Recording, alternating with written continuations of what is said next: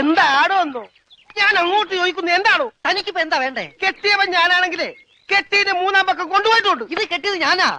ഇതല്ലട ചല്ല ഞാൻ പറഞ്ഞത്. ഞാൻ കെട്ടിയത് എന്താണെന്ന് നിനക്കറിയാം. നിനക്ക് മാത്രമല്ല ഇവിടെ ഉള്ള എല്ലാവർക്കും അറിയാം. എന്താടാ ലോറൻസേ?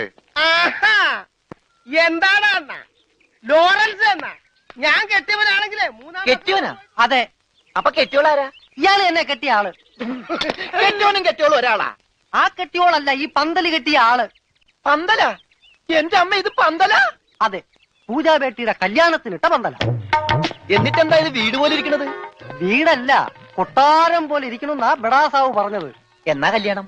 സമയമൊക്കെ കഴിഞ്ഞു, അത് നടന്നില്ല. കല്യാണം നടക്കേണ്ട ദിവസം തന്നെ അത് മുടങ്ങി. കല്യാണത്തിന്റെ അന്ന് തന്നെ കല്യാണം മുടങ്ങാന്ന് പറഞ്ഞ കഷ്ടം തന്നെ. അന്നുണ്ടാക്കിയ ബിരിയാണിയൊക്കെ എന്ത് ചെയ്തു ആവോ?